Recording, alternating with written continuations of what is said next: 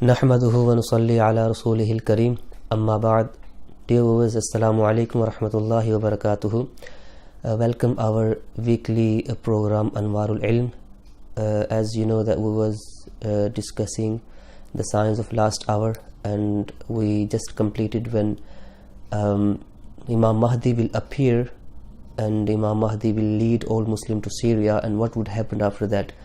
When Dajjal completing his round of the world reaches Syria, that time, the time would be the morning time, and the Iqama or Takbir Ula of Fajr Salah would just finish. At that time, Prophet Isa alayhi salam would descend from sky on the eastern minaret of Jami Masjid al-Umayyad in Damascus. Prophet Isa alayhi salam, when he descend, Imam Mahdi would be present there. Prophet Isa alayhi salam would ask Imam Mahdi and command him to lead the prayer. This would have a very disaster effect on the Dajjal, who would start melting like the salt dissolved in water, and he start running. Prophet Isa alayhi salam would run after the Dajjal, holding a spear in his hand, aiming to the Dajjal, and he will kill the Dajjal. After when Isa alayhi salam will kill the Dajjal, Isa alayhi salam, Allah will command Isa alayhi salam to lead all Muslims to the mount of Tur, the mount of Musa alayhi salam, and then all Muslim and Prophet Isa alayhi salam would go to mountain of Tur, and they would climb on the mountain. After they would climb on the mountain of Tur, the invading army of Yajuj Majuj, Gog Magog, will appear, playing havoc all around.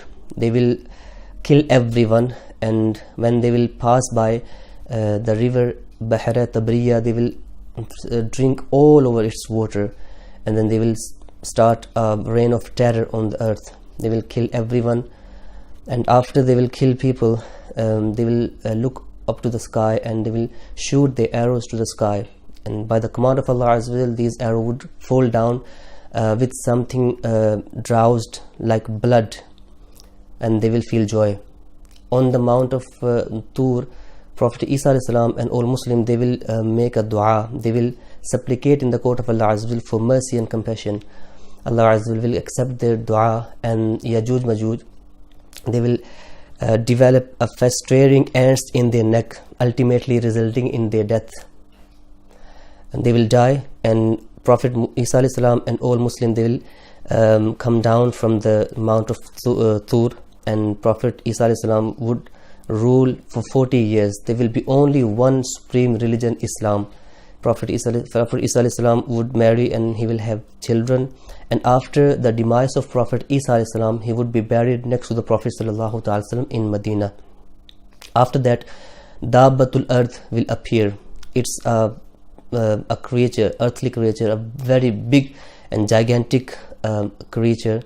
It will have the miraculous staff of Asa of Prophet Musa alayhi salam in his right hand, and in his left hand it will have the miraculous ring of Prophet Sulaiman alayhi salam. With the help of the staff of Musa alayhi salam, he would make a shining mark on the forehead of every Muslim, and with the help of miraculous ring of Prophet Sulaiman alayhi salam, he will make a dark mark on the forehead of every non-Muslim. These marks would be the distinguish between Muslim and non-Muslim. So after these marks, no one would be able to change their religion. So Muslim would be steadfast in their religion, and non-Muslim would be remain in their religion, in their belief. After that, after the demise of Prophet Isa alayhi salam, a wind will come. Allah Azza wa Jal will send a wind, and the wind will blow under the armpit of every Muslim, and every Muslim will die, and there will be no Muslim left on the earth. Everywhere there will be no Muslim. When the 40 years will left from the doomsday, no one would be able to conceive a child. So no one would be able to have a child just before 40 years before doomsday. So when the doomsday will occur, there would be no one under age of 40, because 40 years before no one had child. And after 40 years, the doomsday will occur on only just non-Muslim.